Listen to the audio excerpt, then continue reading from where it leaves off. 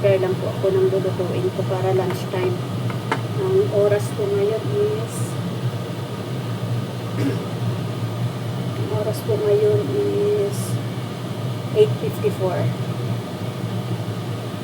8:54 pa lang po. Pero magpe-prepare na ako ng lulutuin ko para mamaya pag magsusundo sa school tapos naluto lahat. Lalagay ko na lang sa preheat ko na lang yung oven. Lalagay ko ng tubig at saka yan ko siya.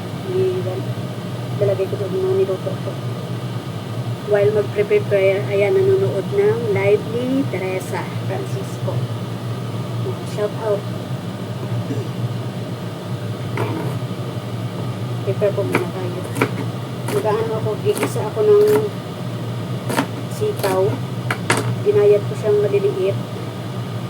Lalagyan ko siya mamaya ng binating itlog.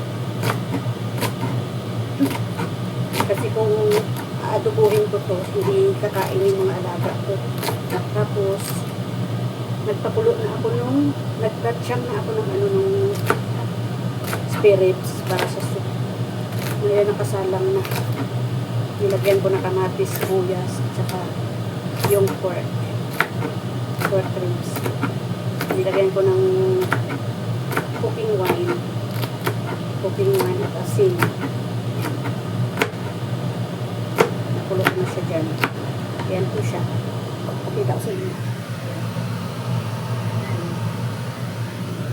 Tapos, mayroon tayo ditong Chinese cabbage.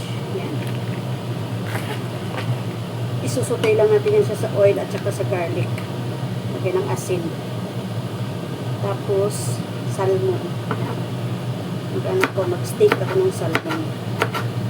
Kasi yun ang gusto ng mga alaga ko eh. Steak ng salmon. So, yun yung para sa aming lunch.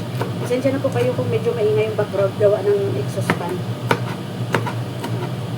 Tsaka mahina yung boses ko gawa ng yung aking human CCTV is nandito. Biglang magigising yung bumangon ulit yung natulog ulit kasi natin yung mga bata sa school. Tapos natulog siya o saglit siya kasi mamaya may schedule siya sa doktor.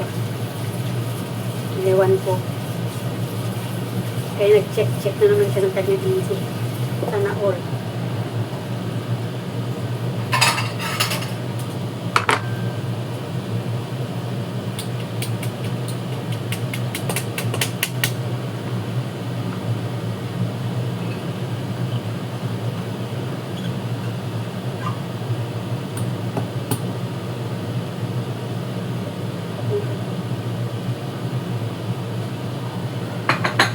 Haluan ko lang siya mamaya ng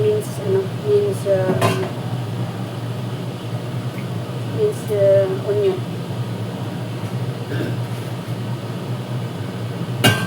Sa sabaw ko ito, halo ko carrots and potato.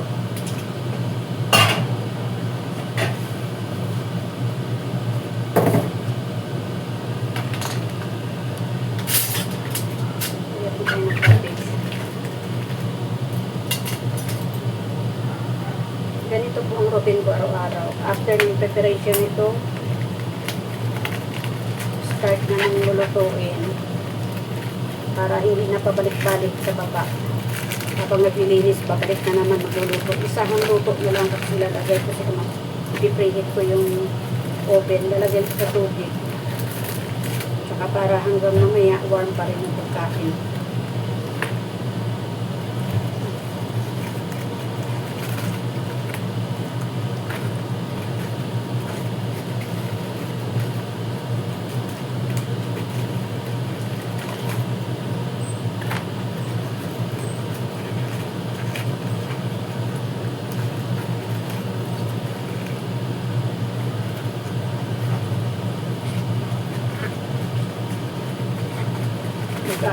Nag-start na ako ng dekorasyon ng aming Halloween.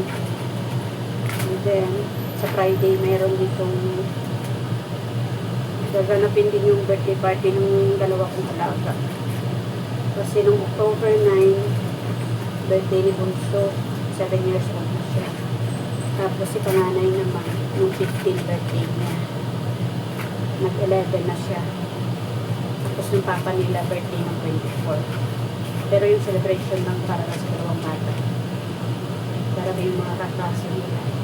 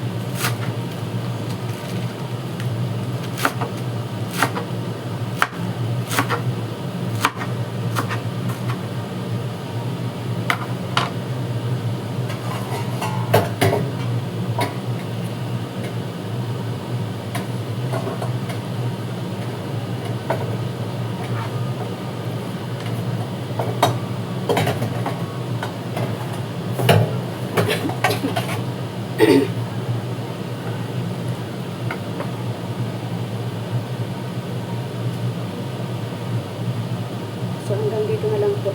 Gising na ata. Paalam. God bless everyone.